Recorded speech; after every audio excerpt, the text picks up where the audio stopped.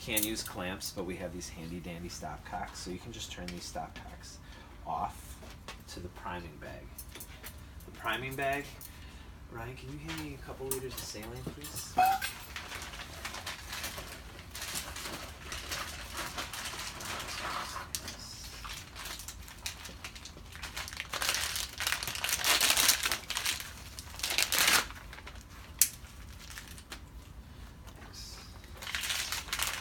So similar to MSOE, if you want to fill up with water, hopefully you guys should have enough fluid from this one time. But you're going to need approximately 2 liters to prime this whole thing.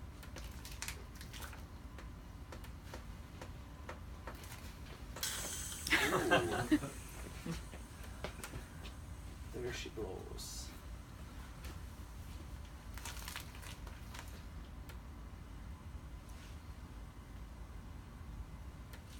Alright, we'll start with that. We'll see if I run out. Because I'm just curious.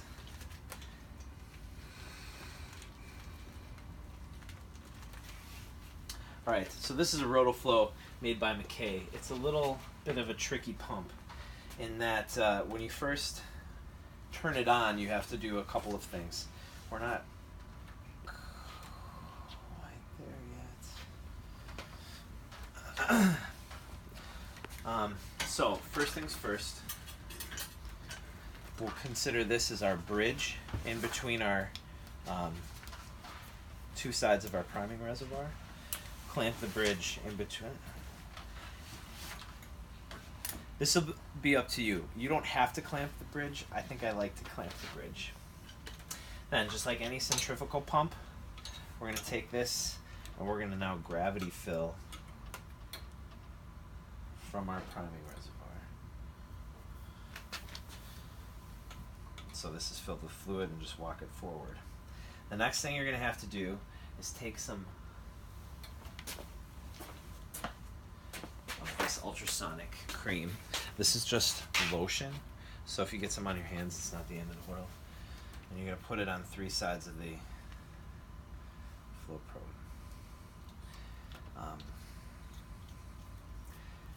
I wouldn't bother cleaning this off in between everybody. If there's enough to that it's sensing, you won't have to continue doing this. So now that that's in there, I can come around here. I can turn on the pump. And the first thing that's going to happen is it's going to alarm, and it wants us to push this clamp button here. So you push that, and then it wants us to set to 0. So you turn the RPMs all the way down.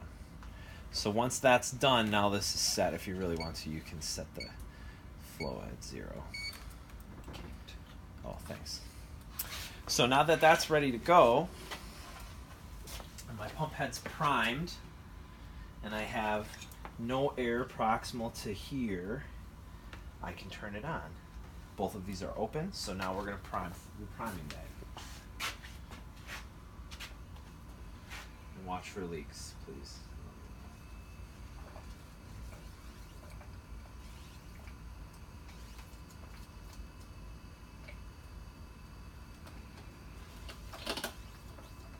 So I'm flowing at about, let's just say 3,000 RPMs. And you can visually see there's no air in any of these lines, pushing all that air out. Then you would make sure that these stopcocks are open. We actually no longer use stopcocks here. We just have these shunts directly connected. Did your prime go back into the prime bag because the clamp was open? Yeah, it's going back into the prime bag. So I'm flowing through the prime bag right No, like the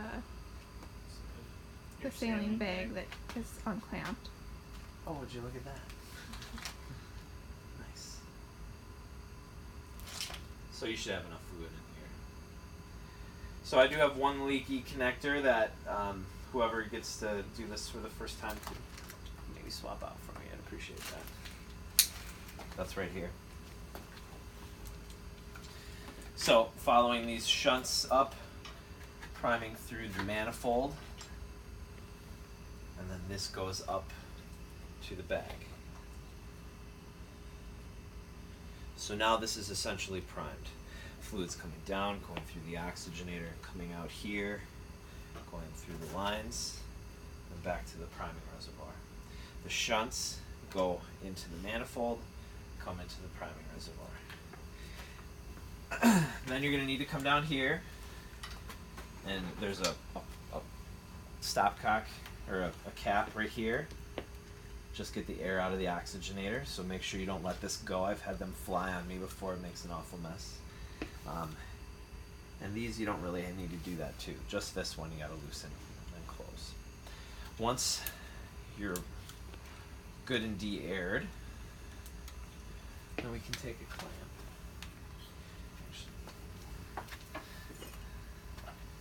I would start by turning off the manifold. If you don't turn off the manifold, you're going to pull air into here, and it's going to get into your circuit in the end. I would also use this time to hook up my CDI cells. We don't have any, so we're not going to worry about it. But you want to get the air out of the CDI cells into the priming reservoir, because if you do it afterwards, it's a closed system, and if you introduce air to the system, it's got nowhere to go or be vented. So now we're ready to get rid of the priming reservoir altogether. So clamp the outlet of the pump.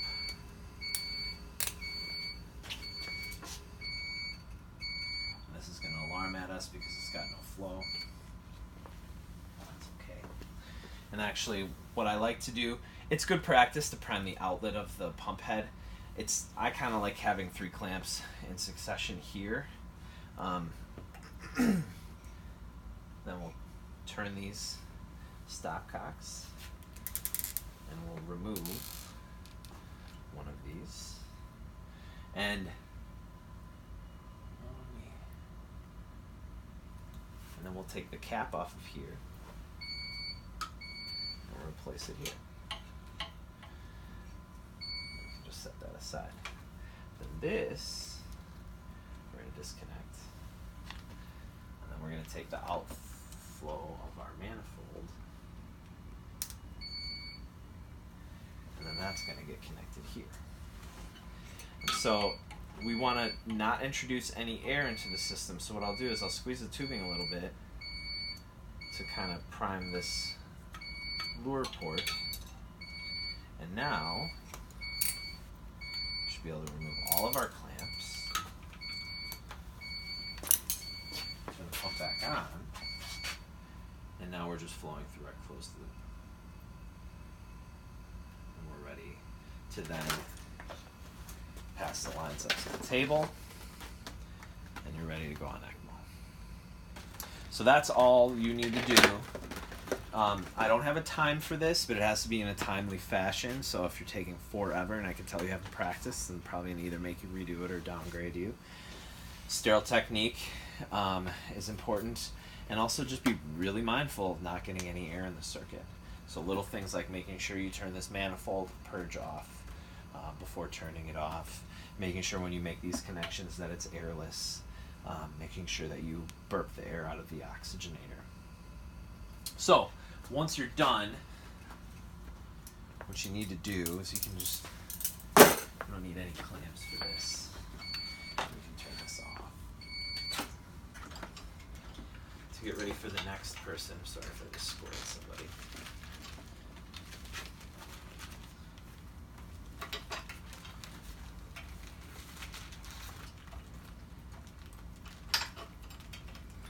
Take the whole priming. Oh. Duh. You gotta hook these back up. In order to do that, you need clamps. Son of a bitch. You're not recording me, are you? No, of course not.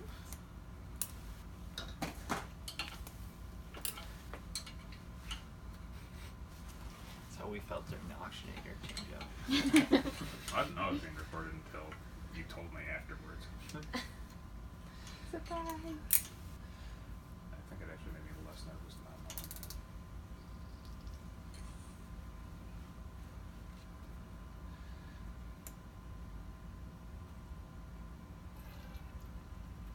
So then really you just have to make sure that you're vented somehow. and just via gravity. I feel like if you're gonna make a giant mess, that's when it's gonna happen. Yes, and tends to be when the mess happens.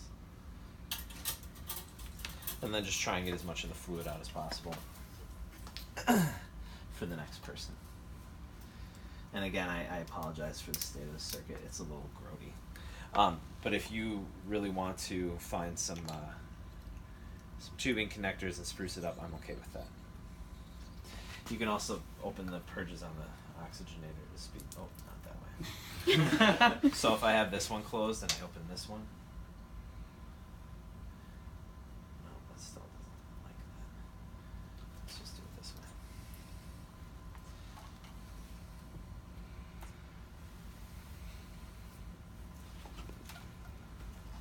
So there you have it. You don't really have to completely deprime the whole oxygenator.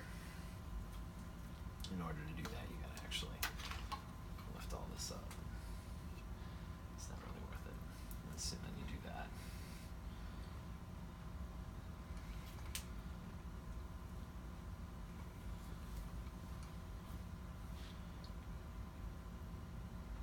So there you have it.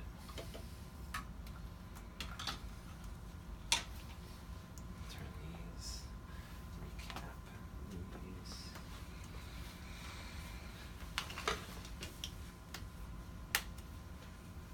Line this bad boy back up.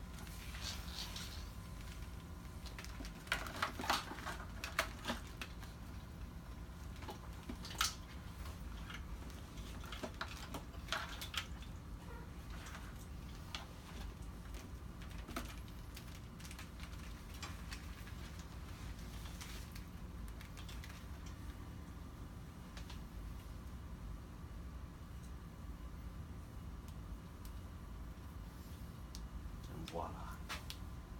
Questions? Comments, concerns, thoughts? Alright, cool. That's it.